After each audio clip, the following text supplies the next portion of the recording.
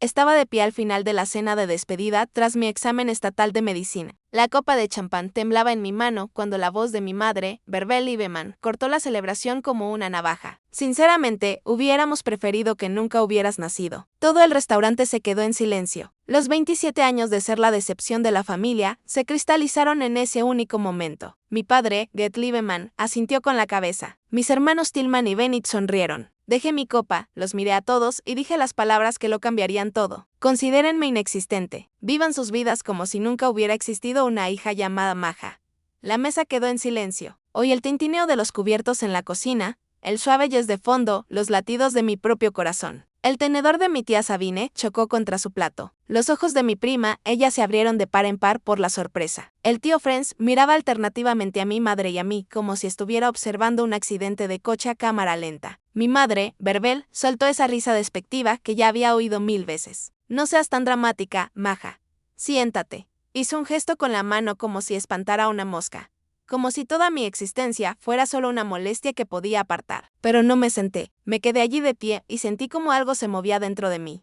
Todos los años en los que me compararon con mis hermanos pasaron ante mí como una película en cámara rápida. Tillman, el niño prodigio, el abogado mercantil que se convirtió en socio a los 32 años. Bennett, el genio de la tecnología que fundó su propia empresa y la vendió por millones. Y luego estaba yo, Maja, que había elegido medicina en lugar de derecho o economía. La que tuvo 3 trabajos durante la carrera. La que tuvo que pedir préstamos mientras mis hermanos recibían la fortuna familiar. La que aprobó sus exámenes con matrícula de honor. Pero nunca fue lo suficientemente buena. Mi padre, Get, se levantó, con el rostro enrojecido y la vena de la sien palpitando, como siempre hacía cuando quería darme una reprimenda. Eres desagradecida, Maja, después de todo lo que hemos hecho por ti. Casi me he hecho a reír. Todo lo que habían hecho por mí. No habían contribuido ni un solo euro a mi educación. Había trabajado hasta el agotamiento, había vivido a base de sopa de sobre y café, había estudiado hasta las 3 de la madrugada, mientras hacía turnos en el hospital completamente sola. Pero, de alguna manera, en sus cabezas, me habían apoyado. Berbel cruzó los brazos. Te dijimos que te unieras al bufete de Tillman. Podrías haber tenido un trabajo estable, un buen sueldo, respeto. Pero no, tenías que hacer las cosas a tu manera. Siempre tan difícil. Bennett se recostó en su silla, con esa expresión complaciente que había perfeccionado a lo largo de los años. Acéptalo, Maja.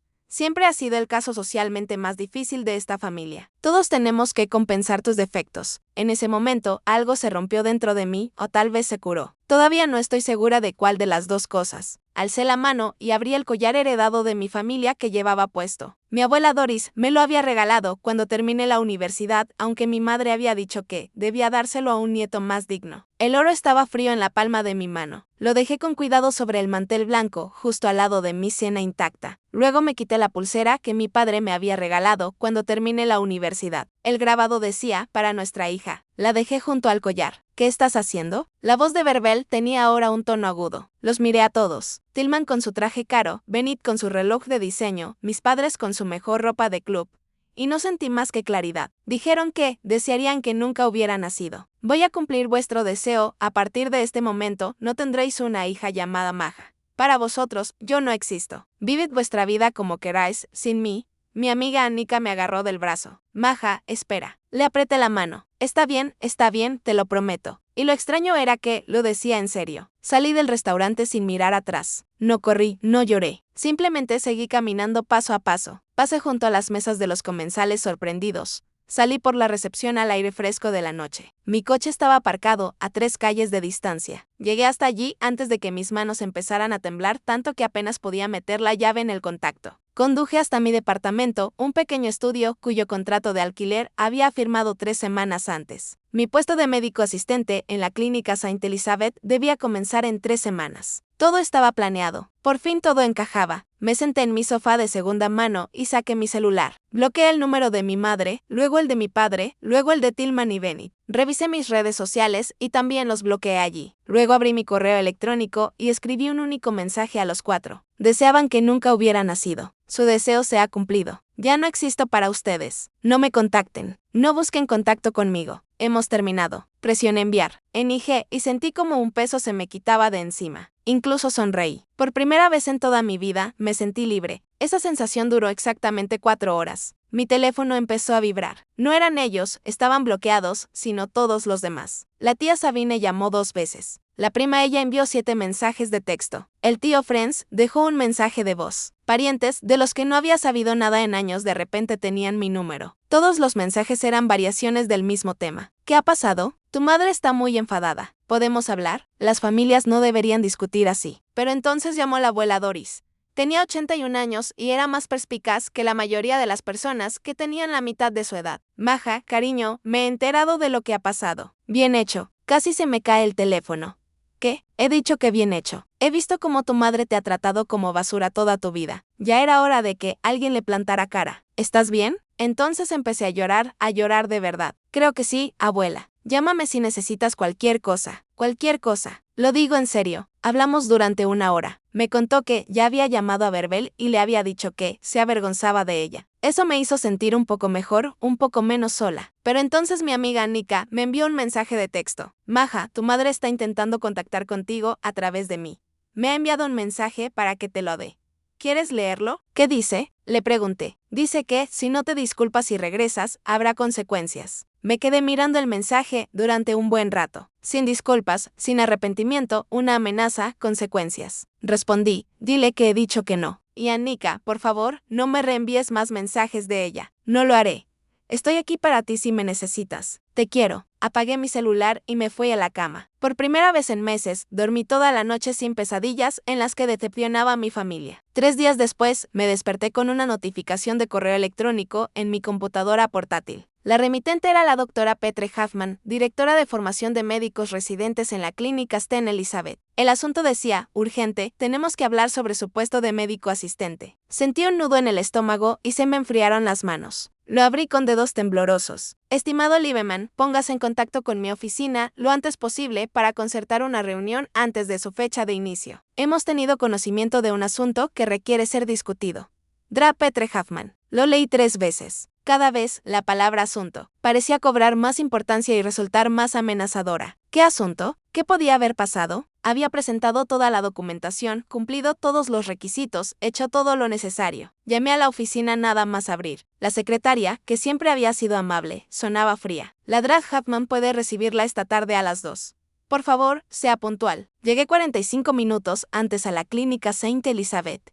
No pude evitarlo. Mi miedo se había disparado. Me senté en mi auto en el estacionamiento, intenté calmar mi respiración y repasé todos los escenarios posibles en mi cabeza. ¿Había cometido un error en mi documentación? ¿Había pasado algo con mi licencia para ejercer? ¿Habían encontrado a un candidato mejor y habían retirado la oferta? La idea de que pudiera tener que ver con mi familia me pasó por la cabeza, pero la descarté. Era una paranoia. ¿O no podían interferir en mi vida profesional? ¿O sí? A las 2 en punto, entré en la oficina de la Dra. Huffman.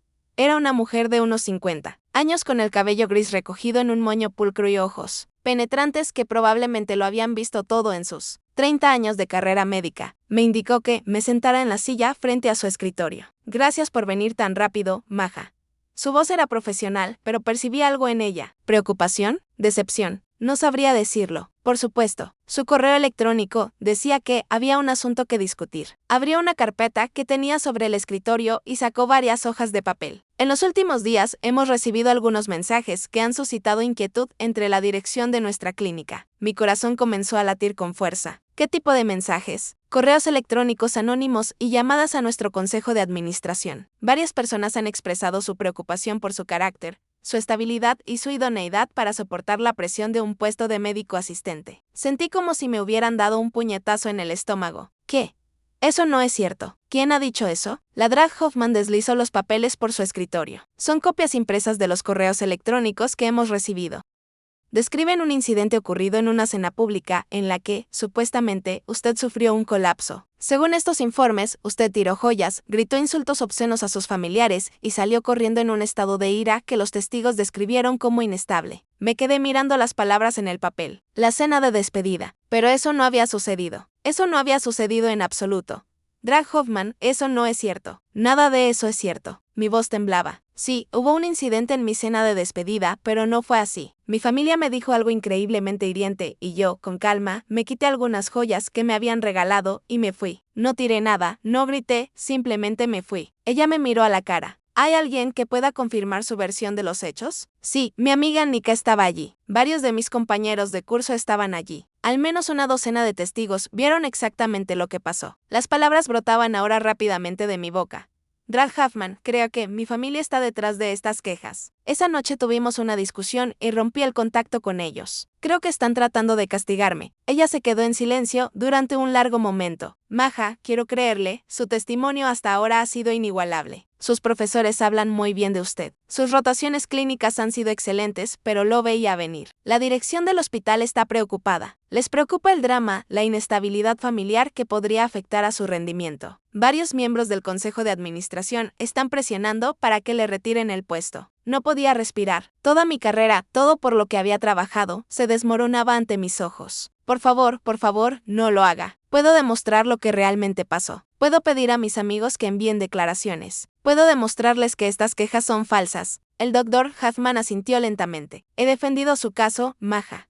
He luchado para que conservara su puesto. Esto es lo que he podido negociar. Puede comenzar su formación como médico asistente, según lo previsto, pero estará en observación durante los primeros 6 meses. ¿En observación? ¿Qué significa eso? Significa que la observarán más de cerca que a otros médicos residentes. Cualquier queja, cualquier problema, cualquier incidente, por pequeño que sea, y su puesto terminará de inmediato. No habrá una segunda oportunidad. Tiene que ser perfecta. Era humillante, era injusto, pero era mejor que perderlo todo. Lo entiendo. Muchas gracias por luchar por mí. Documente todo, Maja. Si lo que dices es cierto y tu familia está detrás de esto, tienes que protegerte. Consigue esos testimonios. Denuncia los informes falsos. Prepara tu defensa. Salí de su oficina con una sensación de malestar. Me senté en mi auto y llamé inmediatamente a Nika. Contestó al primer tono. Maja, ¿qué pasa? Suenas fatal. Le conté todo. Se enfadó mucho. Es una locura. Voy a redactar una declaración ahora mismo. Haré lo mismo con todos los que estaban allí. Es totalmente inaceptable. Cumplió su palabra. En 2 días tenía declaraciones escritas detalladas de Annika y otros 3 compañeros que habían estado en la cena. Todos decían lo mismo. Estuve tranquila. Estuve callado. Me fui pacíficamente. No hubo violencia, ni gritos, ni inestabilidad. Entregué todo a la dirección de la clínica, junto con una queja formal por los informes falsos. Sentí que me defendía. Recuperé el control. Debería haberlo sabido. 2 días antes del inicio previsto de mi puesto de médico asistente, sonó mi celular un número desconocido. Aún así, contesté. Hola, ¿hablo con Mayer Lieberman? Sí, ¿quién es? Soy Ralph Holzman. Soy el propietario del departamento que alquila en la calle Eichenstrasse. Se me secó la boca. Sí.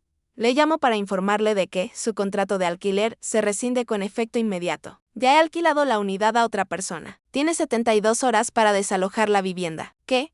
No puede hacer eso. Tengo un contrato de alquiler firmado. He pagado el primer y último mes de renta, así como la fianza. Ha proporcionado información falsa en su solicitud. Recibí una llamada de su anterior arrendador, quien me informó que lo desalojaron por daños materiales y renta impagada. Eso es fraude y anula el contrato de alquiler. Eso no es cierto. Nunca me han desalojado. Dejé mi último departamento de buena gana. ¿Quién le llamó? No puedo decírselo, pero la información era muy detallada y procedía de una fuente aparentemente fiable. Ya he tomado una decisión. Horas, señora Lieberman. Le devolveré su fianza en cuanto haya revisado el departamento en busca de daños. Colgó antes de que pudiera seguir discutiendo. Me senté en mi sofá, el único mueble que poseía, y traté de asimilar lo que estaba pasando. Alguien había llamado a mi casero con mentiras. Alguien estaba atacando sistemáticamente cada parte de mi vida. Estaba a punto de empezar uno de los trabajos más exigentes de la medicina y me iba a quedar sin hogar. Llamé a Nika, que inmediatamente me ofreció su sofá. Puedes quedarte todo el tiempo que necesites. No será por mucho tiempo. Solo tengo que encontrar algo nuevo. Pero gracias. Pasé los 2 días siguientes buscando apartamentos mientras empacaba mis cosas. En todas partes me pedían el primer mes de renta y una fianza. Tenía el dinero. Lo había ahorrado cuidadosamente, precisamente para este tipo de gastos, durante mi residencia. El día que tuve que mudarme, fui a pagar una habitación de hotel para pasar la noche mientras seguía buscando. Mi tarjeta de débito fue rechazada. Lo intenté de nuevo. Rechazada. Saqué mi tarjeta de crédito. También rechazada. Sentada en el vestíbulo del hotel, con toda mi vida empaquetada en mi coche afuera, abrí la aplicación de mi banco en mi celular. Cuenta en revisión. Acceso restringido temporalmente. Por favor, póngase en contacto con el servicio de atención al cliente. Me temblaban tanto las manos que apenas podía marcar el número. La música de espera del banco sonaba en mi oído mientras estaba sentado en el vestíbulo del hotel y veía a la gente entrar y salir, seguir con sus vidas normales, mientras Maine se desmoronaba. Después de 15 minutos, por fin respondió un empleado. ¿En qué puedo ayudarle hoy? Mis cuentas están congeladas, tanto mi cuenta corriente como mi cuenta de ahorros. Necesito saber por qué. Déjeme consultar su cuenta. ¿Puede confirmar su número de seguro social y su fecha de nacimiento? Le di la información. Mi voz estaba tensa por el estrés. Veo que su cuenta ha sido marcada por actividad sospechosa y posible robo de identidad. El Departamento de Fraude ha impuesto un bloqueo temporal hasta que se complete la investigación. Robo de identidad. Yo no he denunciado ningún robo de identidad. ¿Quién lo ha denunciado? No puedo ver esos detalles, pero según las notas, se han marcado varias transacciones sospechosas y alguien nos ha contactado con sus inquietudes. La investigación durará entre 7 y 10 días hábiles. ¿Entre 7 y 10 días? Necesito acceder a mi dinero ahora. Estoy a punto de quedarme sin hogar. Estoy empezando un nuevo trabajo. Tengo que pagar facturas. Entiendo su frustración, pero para su protección debemos completar la investigación. ¿Puedo ayudarle en algo más hoy? Tenía ganas de gritar. En lugar de eso, dije no, gracias. Y colgué.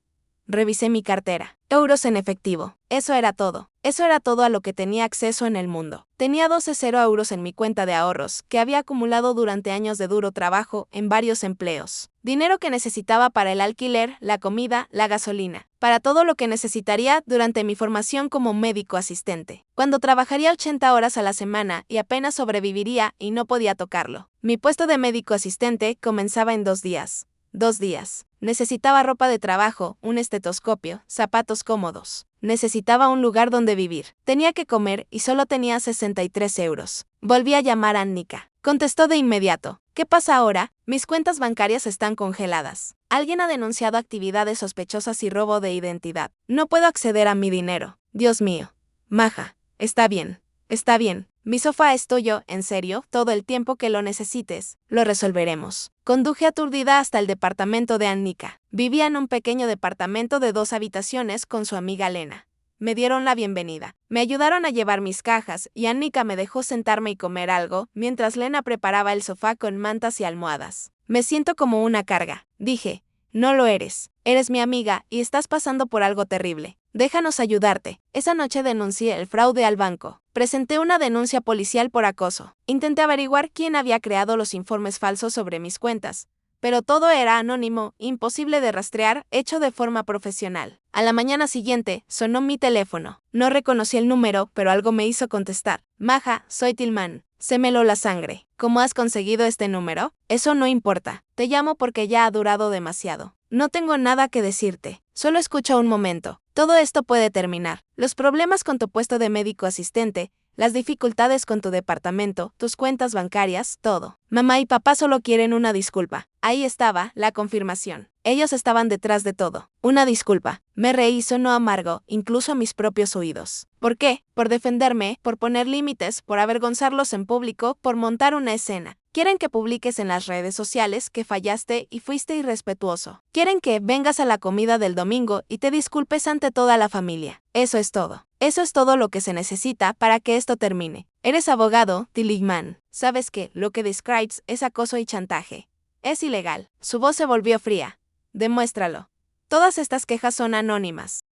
El bloqueo bancario es un protocolo estándar contra el fraude. El arrendador tomó su propia decisión basándose en la información recibida. No hay nada que relacione todo esto con nosotros. Conozco a gente en tu hospital, Maja.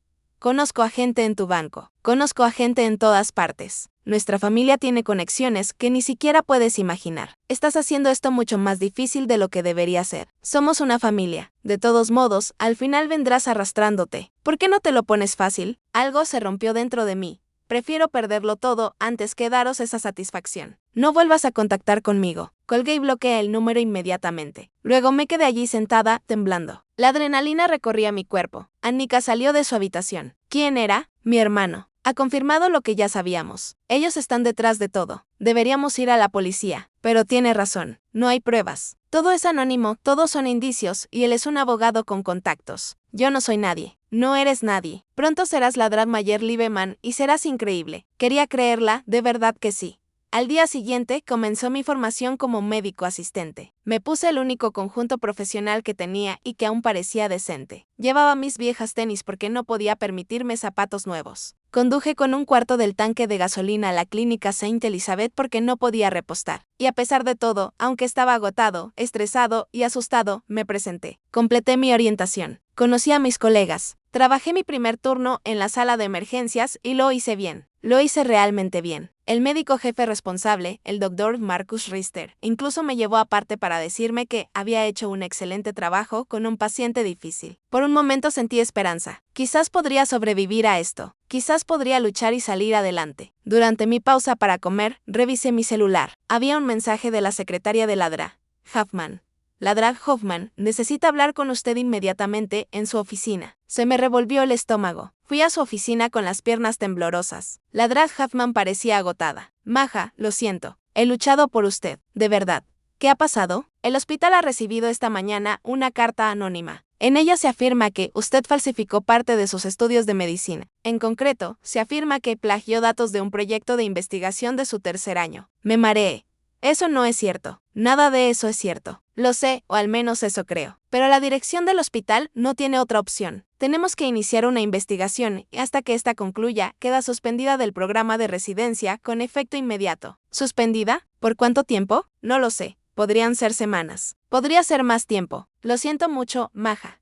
Salí del hospital con mi bata, llevaba mi bolsa con mi ropa de calle. Me senté en mi coche y me quedé allí sentada. No podía llorar. Estaba demasiado conmocionada para llorar. Sonó mi teléfono. Era la oficina de la decana de la Facultad de Medicina. Necesitaban hablar conmigo inmediatamente por unas acusaciones graves. Y entonces me di cuenta de la magnitud de lo que mi familia estaba haciendo. No solo me castigaban, me estaban borrando. Estaban destruyendo toda mi vida profesional poco a poco hasta que no quedara nada. El viaje de regreso a mi Facultad de Medicina duró 3 horas. 3 horas de autopista que se extendían ante mí mientras mi mente repasaba todos los peores escenarios posibles. Había dedicado toda mi vida a convertirme en médica. 8 años de estudios y licenciatura, miles de horas de estudio, rotaciones clínicas, noches sin dormir. 230 euros en préstamos para estudios y ahora alguien intentaba arrebatármelo todo con mentiras. Entré en el familiar estacionamiento de la Facultad de Medicina. Me había graduado allí hacía solo 3 semanas. Había salido del escenario con honores y ahora regresaba como alguien investigado por fraude académico. La oficina de la decana Margit Schreiber estaba en el 3er piso. Su secretaria, normalmente cordial y habladora, apenas me miraba a los ojos. Le está esperando. Pase directamente. La decana Schreiber era una mujer alta, de unos 60 años, con cabello plateado y fama de ser estricta, pero justa. Siempre le había caído bien, incluso había escrito una de mis cartas de recomendación para el puesto de médico asistente. Pero hoy tenía el rostro serio cuando me indicó que tomara asiento. Maja, gracias por venir con tan poca antelación. Estoy segura de que puede imaginarse por qué tenía que verla. Las acusaciones de plagio. El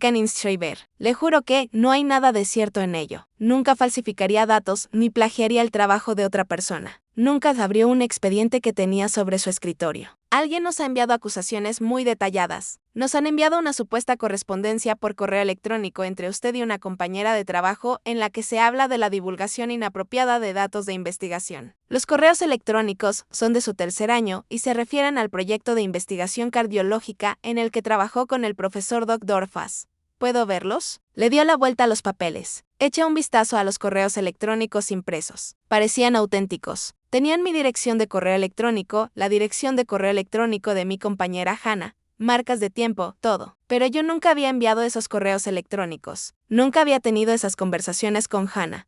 Son falsificaciones. Alguien ha creado correos electrónicos falsos. Decana Schreiber, mi hermano Benit dirige una empresa tecnológica. Tiene la capacidad de crear algo así. Por favor, tiene que creerme. Le creo, Maya, o más bien, quiero creerle. Pero comprenda que debo seguir el protocolo. La facultad debe investigar cualquier acusación de falta de honestidad académica, independientemente de la fuente. Me temblaban las manos. ¿Qué significa eso para mí? Significa que se revisará su estatus como exalumna. Si estas acusaciones resultan ser ciertas, se podría revocar su título. Hasta que concluya la investigación, se encontrará en una situación de incertidumbre. Ya se ha notificado al hospital, como seguramente ya sabrá. Me han suspendido esta mañana. Lo siento. Lo siento de verdad, pero Maya debe comprender la gravedad de la situación. Incluso si demostramos que estas acusaciones son falsas, el daño a su reputación ya está hecho. Se contactará con sus referencias profesionales, se interrogará a sus colegas, la gente hablará. Me sentí mal. ¿Cuánto tiempo durará la investigación? Al menos 3 semanas, posiblemente más. Tenemos que revisar todos sus materiales de investigación originales, interrogar a sus socios de investigación y supervisores, verificar la autenticidad de estos correos electrónicos. Es un proceso minucioso. 3 semanas. Ahora debería estar en la formación de médico asistente. Cada día que no estuve allí, me quedé atrás. Incluso si me absolviesen, ¿quién querría contratar a una médica asistente que ha sido investigada por plagio? La expresión de la decana Schreiber se suavizó. Sé que es devastador, pero el profesor Fass ya se ha ofrecido voluntario para ayudar en la investigación. Él supervisó su investigación y está seguro de que puede demostrar que su trabajo era original. Al menos eso era algo. El profesor Dr. Richard Fass había sido mi mentor de investigación durante 2 años. Conocía mi trabajo mejor que nadie. Gracias.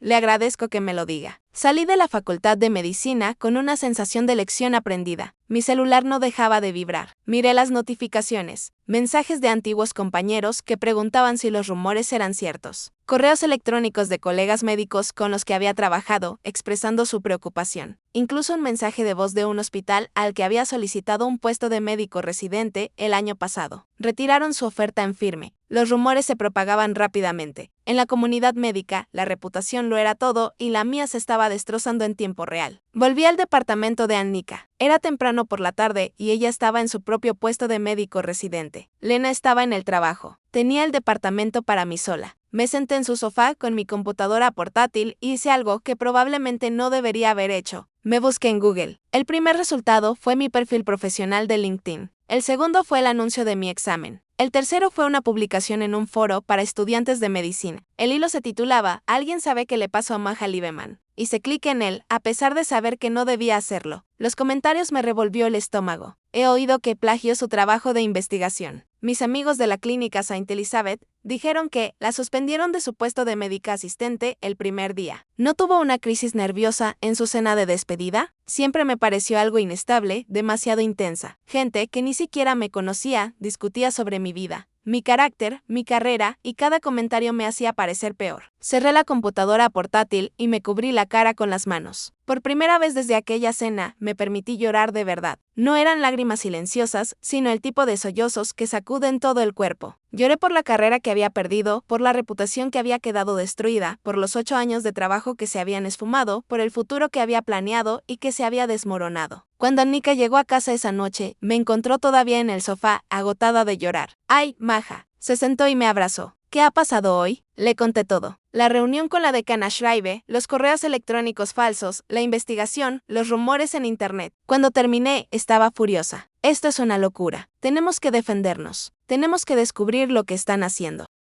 ¿Cómo? No hay pruebas de que ellos estén detrás de esto. Y aunque lo hubiera, ¿quién me creería? Solo soy una médica asistente suspendida con una familia que dice que soy inestable. Ellos tienen dinero, contactos, abogados. Yo no tengo nada. No eres nada. Tienes la verdad y tienes gente que te quiere. Sonó mi celular. Era la abuela Doris. Descolgué y su voz era cálida y preocupada. Maja, cariño, me he enterado de lo que ha pasado. Friends me ha llamado. Está vigilando a tu madre. Quiero que sepas que estoy de tu lado. Gracias, abuela. También te conseguiré un abogado, uno bueno. Alguien que pueda combatir este acoso. No puedo pedírtelo. Es demasiado dinero.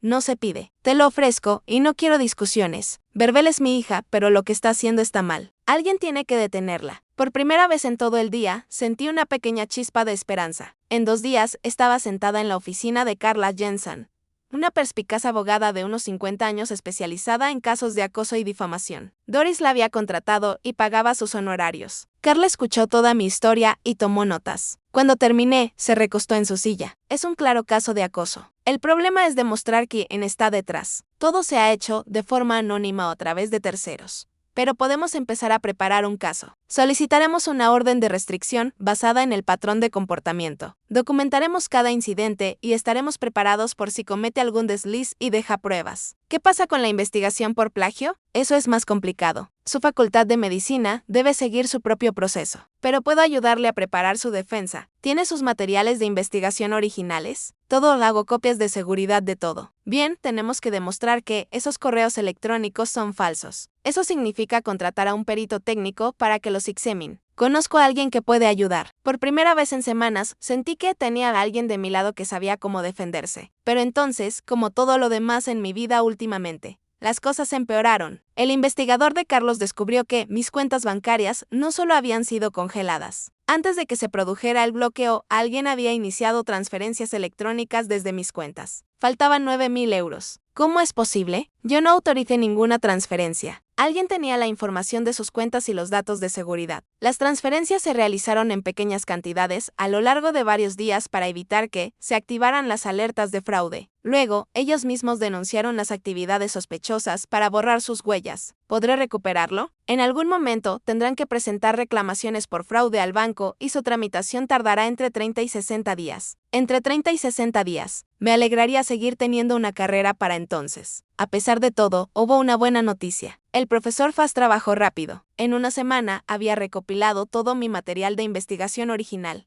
con marcas de tiempo, borradores y sus propias notas de nuestras reuniones de supervisión. Presentó todo al secretario del decanato con un informe detallado. Las acusaciones de plagio fueron oficialmente desestimadas. Los correos electrónicos falsificados fueron identificados como tales. Mi expediente en la Facultad de Medicina estaba limpio. El secretario Canning me llamó personalmente. Maja, me siento muy aliviado de poder comunicarle esto. Enin ha sido completamente exonerada. Voy a escribir una carta formal a la clínica Saint Elizabeth defendiéndola y explicando la situación. Debería haber estado eufórica. En cambio, solo me sentía agotada. Gracias, decana Schreibe. Le agradezco mucho todo lo que ha hecho. Pero cuando llamé a la Drag Huffman a la clínica Saint Elizabeth, su voz sonaba triste. Maja, me alegro mucho de que se hayan refutado las acusaciones y quiero que sepa que he luchado por usted, pero la dirección de la clínica ha decidido rescindir su contrato como médico asistente. ¿Qué? ¿Por qué? Me han absuelto. Lo sé, y usted también lo sabe. Pero usted cree que la situación ha causado demasiado revuelo, demasiado drama. Les preocupa la reputación del hospital y la posibilidad de que sigan surgiendo problemas. Lo siento mucho. Le han sugerido que vuelva a presentar su solicitud el año que viene. ¿El año que viene? Habría perdido un año entero de mi vida. Un año en el que tendría que explicar en todos los programas por qué me despidieron de mi puesto de médico asistente. Una mancha negra que me perseguiría para siempre. Lo entiendo. Gracias por luchar. Colgué y me senté en la sala de estar de Annika, mirando fijamente a la pared. Me habían absuelto de cualquier mala conducta, pero aún así lo había perdido todo. Mi familia había ganado. Habían destruido mi carrera, sin dejar ni una huella. Esa noche pasé por la casa de huéspedes de Annika, solo para tomar aire fresco. Vi un coche aparcado en la calle, el coche de mis padres. Me estaban vigilando, me seguían. Incluso después de todo lo que habían hecho, no paraban. Hice una foto de su coche y se la envié a Carl Hansen. Ahora me están persiguiendo. Su respuesta fue inmediata. Documenta todo. Mañana solicitaremos la orden de restricción. Pero a la mañana siguiente se produjo otra crisis. Me desperté con una llamada de Carla.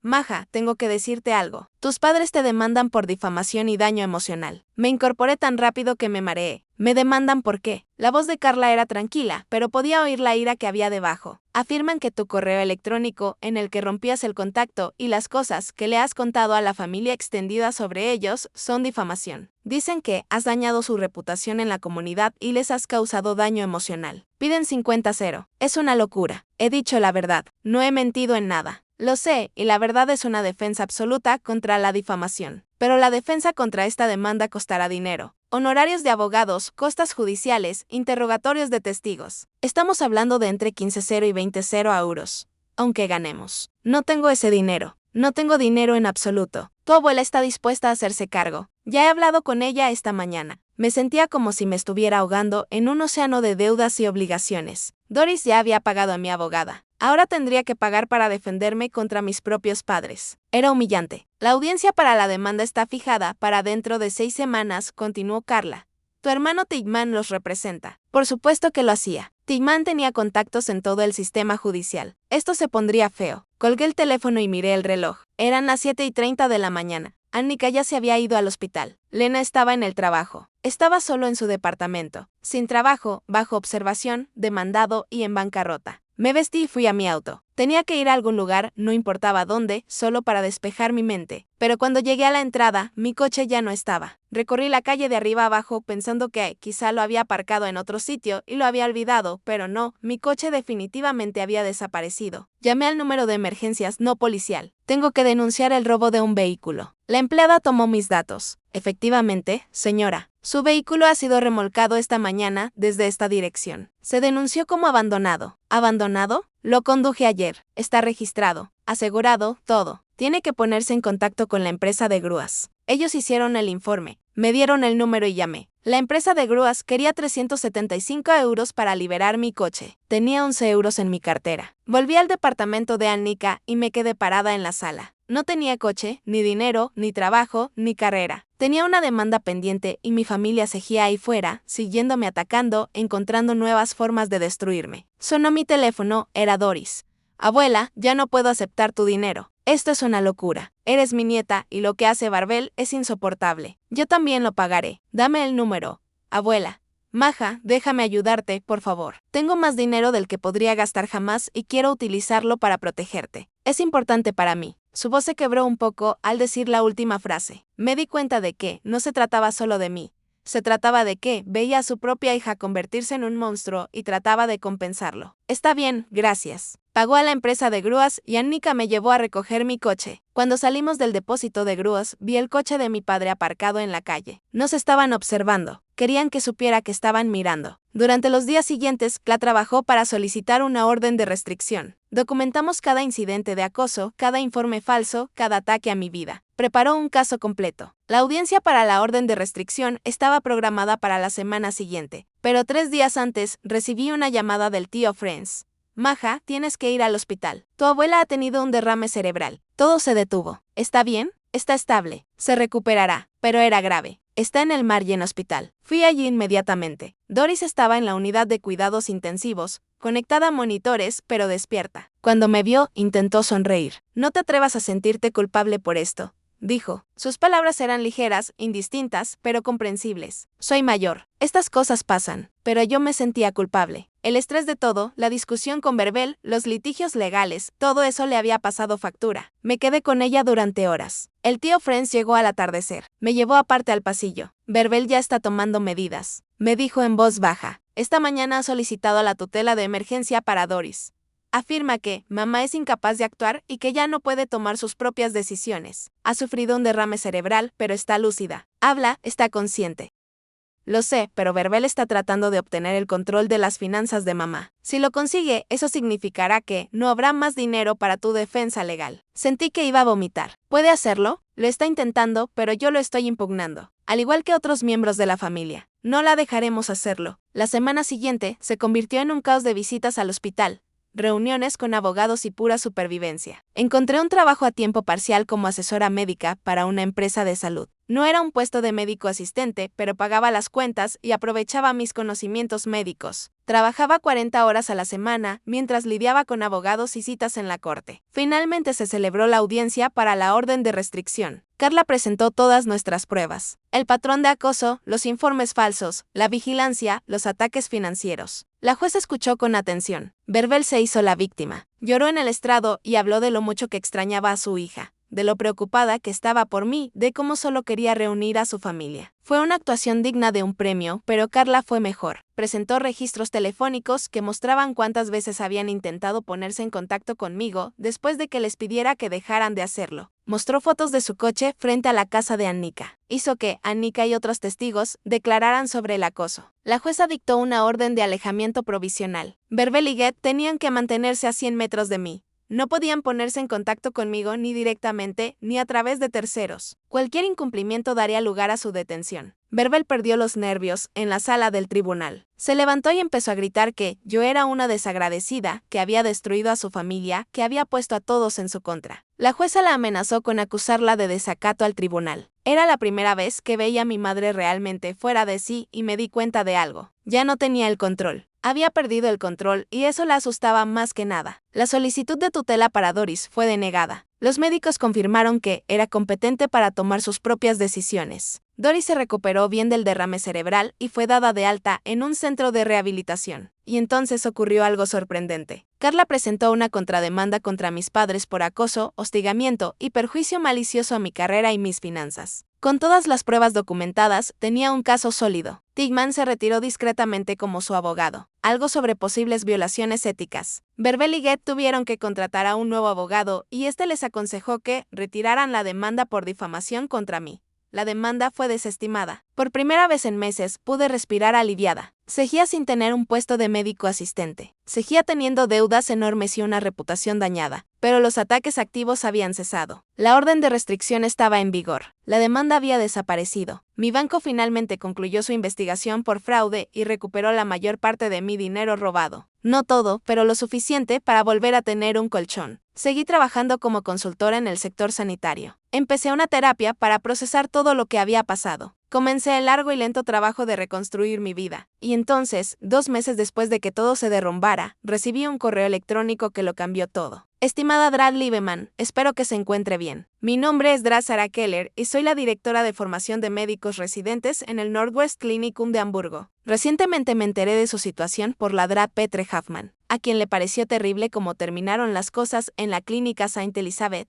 Ella se puso en contacto con varios de sus colegas y abogó por usted. Después de revisar sus certificados, hablar con sus referencias en la Facultad de Medicina y conocer lo que ha pasado, me gustaría ofrecerle un puesto en nuestro programa de formación de médicos residentes, que comienza en 3 meses. Por favor, hágame saber si está interesada en discutir esta oportunidad. Leí el correo electrónico 3 veces. Hamburgo, al otro lado del país, lejos de mi familia, lejos de todo lo que conocía, una oportunidad para empezar de cero. Un programa prestigioso, quizás incluso mejor que el de la clínica Saint Elizabeth, pero había un inconveniente. Los puestos de médico asistente eran públicos. Mi familia podría averiguar a dónde iba y la orden de alejamiento solo era válida en mi estado actual. Llamé a Nika inmediatamente. Me ofrecen un puesto de médico asistente en Hamburgo. Eso es fantástico. ¿Lo vas a aceptar? No lo sé. ¿Y si me exigen? ¿Y si todo vuelve a empezar? Entonces volverías a ser tú misma. Pero Maja, no puedes dejar que te quiten tus sueños. Has trabajado muy duro. Te lo has ganado. A continuación llamé a Doris.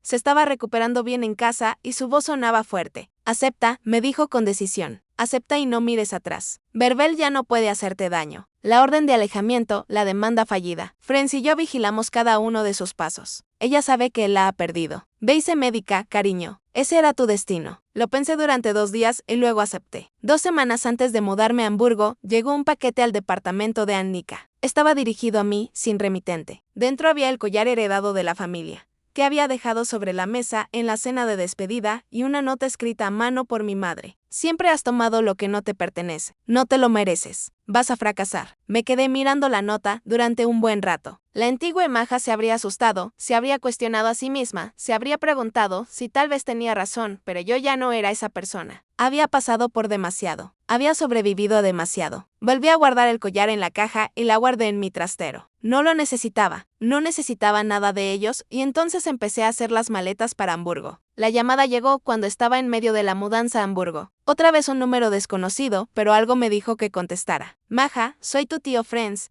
Tenemos que hablar de lo que realmente le pasa a tu madre. Me senté en el sofá de Annika, rodeada de cajas. ¿A qué te refieres? Estoy en el aeropuerto. He volado desde Portland porque he pasado tiempo con tu abuela después de su derrame cerebral y me ha contado todo lo que te ha pasado. Así que he investigado un poco. ¿Podemos vernos? No quiero hablar de esto por teléfono. Nos reunimos 1 hora más tarde en una cafetería. Friends parecía más viejo de lo que recordaba, pero sus ojos eran agudos y enfadados. Pidió café para los dos y se sentó frente a mí. Tengo que decirte algo y no te va a gustar, pero mereces saber la verdad sobre por qué tu madre fue tan cruel contigo. De acuerdo. Sacó una carpeta de su maletín. He pasado las últimas semanas investigando las finanzas de Berbel y Hertz. He pedido algunos favores, hecho algunas preguntas, consultado registros públicos. Lo que descubrí fue peor de lo que esperaba. Abrió la carpeta y me mostró documentos, extractos bancarios, informes crediticios, expedientes judiciales. Tus padres están en bancarrota, Maja. No solo tienen problemas, sino que están completamente en bancarrota. El negocio de Hertz quebró hace 2 años, pero lo han ocultado. Tienen cientos de miles de euros de deudas. Están a punto de perder su casa. Han vivido de tarjetas de crédito y préstamos de Tillman y Bennett, tratando de mantener las apariencias. Me quedé mirando las cifras en el papel. No tenía sentido. Siempre habían parecido tan exitosos, tan serenos. No entiendo, ¿qué tiene que ver eso conmigo? Friends sacó otro documento. Es una copia del testamento de Doris de hace 5 años. Lo cambió después de que Verbel intentara manipularla para que le diera su dinero para una de las inversiones fallidas de Hertz. En el testamento actual, Verbel solo hereda el 20% del patrimonio. Tú heredas el 50%. El resto va a parar a otros nietos y organizaciones benéficas. Tu abuela tiene un patrimonio de unos 4 millones de euros. Se me enfriaron las manos. No lo sabía. Verbel sí lo sabe. Lo sabe desde hace años y ha intentado todo para que Doris lo cambiara o para obtener la tutela y controlar el dinero de Doris. Maja Verbel está desesperada. De repente, todo cobró sentido. La crueldad de la cena de despedida no solo tenía que ver con el control o la decepción, sino con el dinero. Quería destruirme, dije lentamente. Quería que dependiera de ellos para poder manipularme. Exacto. Y cuando, en cambio, rompiste el contacto, entraron en pánico. Cada ataque desde entonces ha estado diseñado para destruir tu independencia. Si no tienes carrera, ni dinero, ni sistema de apoyo, tendrías que volver con ellos. Entonces podrían controlarte, tal vez incluso convencerte de que te pusieras de su lado con respecto al testamento de Doris. O convencer a Doris de que soy inestable y no debería recibir la herencia. Las acusaciones de plagio, el acoso, todo estaba diseñado para hacerte parecer inadecuada. Si Doris creyera que estás sufriendo una crisis nerviosa, podría cambiar el testamento. Me sentí mal. Han intentado destruirme sistemáticamente por dinero. Lo siento, Maja. Siento mucho no haberme dado cuenta antes. Estaba al otro lado del país y Verbel y yo llevábamos años sin tener una relación cercana. Pero cuando Doris sufrió el derrame cerebral y me contó lo que había pasado, tuve que investigar. ¿Ya sabe la abuela de su situación financiera? Le he enseñado todo. Está furiosa. Habla de excluir por completo a Verbel. En los días siguientes, Friends testificó en el caso de tutela y presentó todas sus investigaciones financieras. A la jueza no le impresionó la desesperación de Verbel por obtener el control de la fortuna de su madre, mientras ocultaba su propia ruina financiera. La audiencia sobre la orden de restricción ya había tenido lugar, pero la información de Friends reforzó el caso. Verbel y Get tenían que mantenerse alejados de mí, sin contacto, sin mensajes. A una distancia mínima de 100 metros en todo momento. Observé a Verbel en la sala del tribunal, por primera vez, la vi con claridad, no como mi madre, sino como una mujer desesperada que lo había arriesgado todo para mantener las apariencias y había perdido. Había sacrificado su relación con su hija, su integridad, su reputación, todo por un dinero que nunca recibiría. Y no sentí nada, ni ira, ni tristeza. Solo alivio porque todo había terminado. La demanda por difamación que habían presentado contra mí se derrumbó bajo el peso de todas las pruebas. La contrademanda de Carla por acoso y perjuicio malicioso era tan sólida que su nuevo abogado les aconsejó llegar a un acuerdo de inmediato. Retiraron su demanda. Aceptaron pagar mis honorarios de abogado y firmaron documentos en los que se comprometían a no volver a ponerse en contacto conmigo bajo pena de nuevas acciones legales. Tillman ya se había retirado como su abogado, probablemente, al darse cuenta de que había traspasado los límites éticos al utilizar sus contactos legales para ayudarles en el acoso. La noticia se extendió entre la comunidad de abogados. Su reputación se vio afectada. Mi banco finalmente recuperó todo el dinero que había sido robado de mis cuentas. La investigación por fraude confirmó que alguien con información privilegiada había accedido a mis cuentas y transferido dinero antes de bloquearlas. El banco no pudo demostrar quién había sido, pero reembolsó cada euro y se disculpó por el retraso. Doris se recuperó completamente de su derrame cerebral, se mudó a una residencia asistida, más parecida a un complejo de apartamentos de lujo, donde tenía ayuda cuando la necesitaba, pero podía mantener su independencia. Seguía siendo perspicaz y tenía el control total de sus asuntos, y estaba más decidida que nunca a ayudarme. Te voy a dar un cheque por valor de 50 euros. Me dijo cuando fui a visitarla. No discutas. Es un regalo, no un préstamo. Úsalo para empezar tu nueva vida en Hamburgo. Búscate un bonito departamento. Compra lo que necesites. Ten un colchón mientras te adaptas. Quería protestar, pero ella levantó la mano. Maja. Tengo 81 años. Tengo más dinero del que podría gastar en 3 vidas. ¿Y sabes qué? Verte enfrentarte a Verbel, verte negarte a quebrarte. Sin importar lo que ella te lanzara. Eso me ha hecho más orgullosa que cualquier otra cosa en mi vida. Eres la nieta que siempre había deseado tener. Fuerte, con principios, valiente. Déjame ayudarte. Me haría muy feliz. Así que acepté. Y me sentí libre. Encontré un precioso departamento de una habitación en Hamburgo, cerca del hospital. Compré muebles nuevos. Me compré ropa profesional para la formación de médico asistente. Me permití cosas que siempre había considerado un lujo, como zapatillas de correr de alta calidad y una cafetera de verdad. Annika organizó una fiesta de despedida para mí. Doris vino apoyada en un andador, pero sonriendo. Friends voló desde Portland. Lena, la amiga de Annika, preparó una cena increíble. Aparecieron varios amigos de la carrera de medicina. Era pequeña, pero estaba llena de gente a la que realmente les importaba. Annika dijo, por maja, que nos ha enseñado a todos lo que es la verdadera fortaleza, y levantó su copa. Todos aplaudieron y sentí lágrimas en los ojos. Esta vez eran lágrimas de alegría. 2 semanas después, me mudé a Hamburgo. El viaje a través del país duró 4 días y cada kilómetro me parecía como si estuviera dejando atrás el pasado. Escuché podcasts y música, paré en áreas de servicio de la autopista y dormí en hoteles económicos. Cuando llegué a Hamburgo, me sentí más ligera que en años. El Northwest Clinicum me recibió con los brazos abiertos. Mi nueva jefa de formación de médicos residentes, la DRA, Sarah Keller, era cálida y comprensiva. Mis colegas eran amables y talentosos. Nadie sabía nada de mi drama anterior. Solo era la Drag Mayer Liebemann, la nueva médica asistente que se había mudado desde el sur de Alemania. Trabajé duro, más duro que nunca. 8 horas semanales en urgencias, aprendiendo de médicos increíbles, tratando a pacientes, salvando vidas y disfrutando cada minuto de ese esfuerzo. Por primera vez en mi vida. Me sentía feliz, realmente feliz. Hice amistad con mis compañeros. Empecé a salir con alguien, un enfermero llamado Lucas, que era simpático y divertido y no tenía ni idea de mi complicada historia familiar. Adopté un perro de un refugio local. Un adorable mestizo llamado Charlie, que me recibía cada día como si fuera lo mejor del mundo. Todos los domingos hablaba por videollamada con Doris.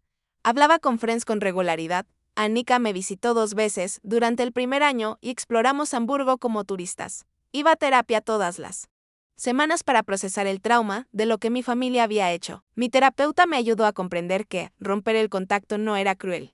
Era supervivencia y que no le debía a nadie acceso a mi vida. Ni siquiera a mi familia. Pasaron 18 meses. 18 meses en los que construí una nueva vida, una vida mejor. Destacaba en mi programa de residencia. Los médicos adjuntos me apreciaban. Las valoraciones de mis pacientes eran excelentes. Volví a publicar resultados de investigación. Esta vez en medicina de urgencias. Todo por lo que había trabajado por fin se estaba haciendo realidad. Y entonces, un día, recibí un correo electrónico de Tillman. Asunto, mamá está enferma. Lo miré fijamente durante un buen rato antes de abrirlo. Maja, sé que no debemos ponernos en contacto contigo. Pero esto es importante. A mamá le han diagnosticado cáncer de mama en estadio 3. Empezará el tratamiento la semana que viene. Ha preguntado por ti. Dice que lamenta lo que pasó y que quiere arreglarlo. Papá quería que me pusiera en contacto contigo. Por favor. Piensa en volver a casa para verla. Te necesita. Get había añadido una nota al final. Por favor, vuelve a casa. Te necesita. Todos te extrañamos. Leí el correo electrónico 3 veces. Sentí cómo se me aceleraba el pulso. Esa familiar ansiedad comenzó a apoderarse de mí. La vieja culpa. La vieja obligación, la voz en mi cabeza que decía, pero es tu madre. Y entonces cerré el correo electrónico. No respondí de inmediato. En lugar de eso, llamé a Doris. Abuela, ¿sabías del diagnóstico de Verbel? Sí, lo sabía. Me llamó la semana pasada. Maja. Lo siento, está enferma. Lo digo sinceramente, pero tienes que saber algo. No lo siente, tiene miedo y quiere apoyo. Pero no ha cambiado, no se ha disculpado. Está utilizando esta enfermedad para hacerte sentir culpable y que regreses. ¿Cómo lo sabes? Porque me llamó para intentar utilizar el diagnóstico de cáncer para que cambiara mi testamento. Dijo que necesitaba seguridad financiera para sus tratamientos médicos y que tú, como doctora, debías entenderlo. Le dije que no. También le dije que intentar manipularme mientras está enferma es especialmente patético. Esa familiar claridad volvió a mí, la misma claridad que sentí en la cena de despedida cuando me fui. Gracias por decírmelo. ¿Qué vas a hacer? Lo que tengo que hacer por mí. Abrí mi computadora portátil y escribí una respuesta a Tillman. Siento mucho lo de la enfermedad de Verbel. Espero que responda bien al tratamiento y se recupere por completo. Sin embargo, lo que dije hace 18 meses, lo digo en serio. Para ustedes no existo. Ya no soy su hija. Su hermana ni miembro de su familia. Esa puerta se cerró definitivamente cuando decidieron destruir sistemáticamente mi vida en lugar de respetar mis límites. Por favor, no vuelvan a ponerse en contacto conmigo. Les deseo lo mejor a todos. Pero desde la distancia, pulsé enviar antes de poder cuestionarme a mí misma. Luego bloqueé la dirección de correo electrónico de Tillman. No me sentía culpable, me sentía libre. Doris me llamó esa noche. Verbel me llamó llorando y me dijo que te habías negado a verla. Le dice a todo el mundo que eres despiadado. No me importa. Que le diga lo que quiera. Quien quiera. Estoy a 4000 kilómetros de distancia, viviendo mi vida, y ella ya no puede afectarme. Bien, estoy orgullosa de ti. Cariño. Los meses siguientes transcurrieron tranquilamente. Me enteré por Friends de que el tratamiento de Verbel iba bien y que probablemente se recuperaría por completo. Me alegré. No le deseaba nada malo, pero tampoco la quería en mi vida. Tillman me envió otro correo electrónico que no abrí y luego nada más. Por fin habían entendido el mensaje. 3 años después de la cena de despedida. Estaba frente a un espejo en el salón de baile de un hotel, corrigiendo mi etiqueta con mi nombre, Drasmaija Lieberman. Especialista en medicina de urgencias. Participaba en una conferencia médica nacional y estaba a punto de presentar los resultados de una investigación sobre protocolos de trauma en salas de urgencias. Mi vida era muy diferente a la de aquella terrible noche. Había terminado mi formación como médica residente con honores. Siendo la mejor de mi promoción, el Hospital Northwest Clinicum me había ofrecido una especialización en medicina de urgencias. ¿Qué había completado? Ahora trabajaba como médica, adjunta en su sala de urgencias, daba clases a médicos residentes, investigaba y salvaba vidas todos los días. Tenía un bonito departamento con vistas al mar. Charlie, que ahora tenía 3 años. Era el mejor perro que podía desear. Lucas y yo llevábamos juntos 2 años y él se había mudado conmigo hacía 6 meses. Hablábamos de casarnos, pero no había prisa. La vida me parecía buena, estable y completamente mía. No había hablado con Verbel, de Tillman o Bennett desde hacía 3 años. La orden de alejamiento era ahora permanente. Había oído por Friends que su situación financiera se había estabilizado un poco. Verbel se había recuperado de su cáncer. La carrera de Tillman había repuntado. La empresa de Bennett iba bien. Se habían mudado a una casa más pequeña, pero se las arreglaban bien. No sentía nada al respecto, ni alivio, ni satisfacción, ni enojo. Ahora eran extraños para mí personas que había conocido en otra vida. Doris, ahora con 84 años, seguía siendo perspicaz y saludable. Hablábamos todas las semanas. Había actualizado su testamento para dejarme el 60% de su patrimonio y reducir la parte de Verbel al 10%. Ha recibido su herencia anticipadamente con todo el dinero que he gastado en tu defensa legal, había dicho Doris con sequedad. Friends y yo nos habíamos acercado. Visitaba Hamburgo 2 veces al año y cenábamos juntos durante largas horas, mientras me contaba historias sobre la familia con la que ya no hablaba. No eran chismes, solo novedades, por si alguna vez quería saber algo. Apreciaba que nunca me presionara para que me reconciliara con ellos. Annika prosperaba en su propia carrera y estaba terminando su formación como asistente médica en pediatría en el sur de Alemania. Nos visitábamos cada pocos meses y ella planeaba ser mi dama de honor cuando Lucas y yo finalmente nos casáramos. Mientras estaba de pie en ese salón de conferencias, esperando para dar mi presentación, pensé en la joven asustada que había sido 3 años atrás. Sin hogar, sin dinero, con la carrera destruida, la familia atacándome por todos lados. Estaba tan segura de que había cometido un terrible error al irme aquella noche. Tan segura de que lo había perdido todo. En cambio, lo había ganado todo. Una prima lejana, Eli, se me acercó durante un descanso en el pasillo. Ella había estado en esa cena de despedida. No habíamos hablado desde entonces. Maja, Dios mío, eres tú. Llevaba años queriendo hablar contigo. Hola, Elisa, solo quería decirte que lo que hiciste aquella noche en el restaurante, marcharte de Verbeliget, fue lo más valiente que he visto nunca y me cambió la vida. Me sorprendió. ¿Cómo es eso? Yo tenía una relación tóxica con mis propios padres. No tan mala como la tuya, pero lo suficientemente mala. Verte marcar ese límite, verte mantenerlo sin importar lo que te lanzaran, me inspiró. Hice terapia. Marqué mis propios límites. Ahora mi vida es mucho mejor. Así que, gracias. Me abrazó y se fue, y yo me quedé con lágrimas en los ojos. Nunca había pensado que mis acciones pudieran influir en otra persona. Solo había intentado sobrevivir, pero tal vez eso era suficiente. Tal vez importaba mostrar a la gente que uno puede elegir, que puede alejarse de la toxicidad, incluso si se trata de la propia familia. Mi presentación salió de maravilla. La investigación fue bien recibida. Después, varios colegas se acercaron a mí para hablar de posibilidades de colaboración. Mi carrera era todo lo que había esperado. Esa noche llamé a Doris desde mi habitación de hotel. ¿Cómo te ha ido?, me preguntó. Ha sido increíble, abuela. Todo es increíble. Suenas feliz, muy feliz. Lo estoy, de verdad. Bien.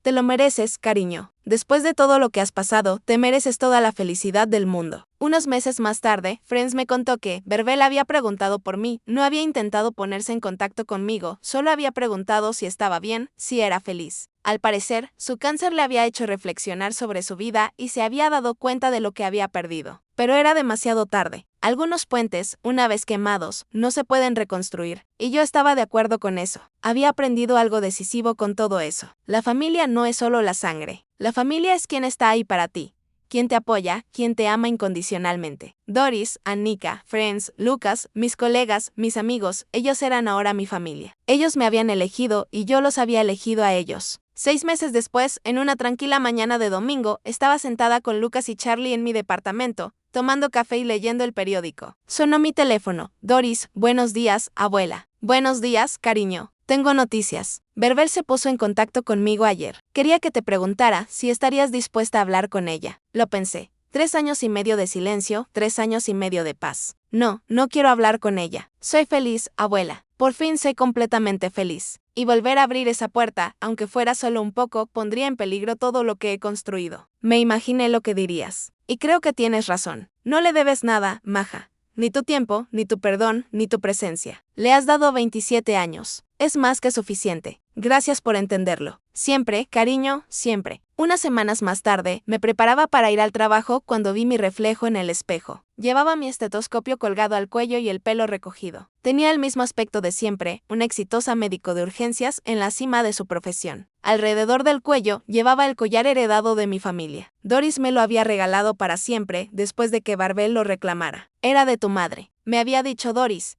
Debía ir a parar a alguien que representara lo mejor de nuestra familia. Esa eres tú, Maja. Pero ahora significaba algo diferente para mí. No se trataba del consentimiento de Verbel ni de una obligación familiar. Se trataba del amor de Doris. Se trataba de mi propia fuerza. Era un recordatorio de lo lejos que había llegado. Toqué el collar y sonreí a mi reflejo en el espejo. Lo has conseguido, me susurré. Te has convertido exactamente en quien debías ser. Y salí por la puerta para salvar vidas, por fin libre. ¿Te gusta mi historia y desde qué ciudad la escuchas? Nos vemos en los comentarios. Si te ha gustado la historia, puedes apoyarme enviándome un superx para que pueda hacer más historias como esta. Muchas gracias por tu gran apoyo. Espero tus comentarios sobre la historia. En la pantalla verás 2 nuevas historias de vida que te recomiendo encarecidamente. Hay muchas más en mi canal. No olvides suscribirte.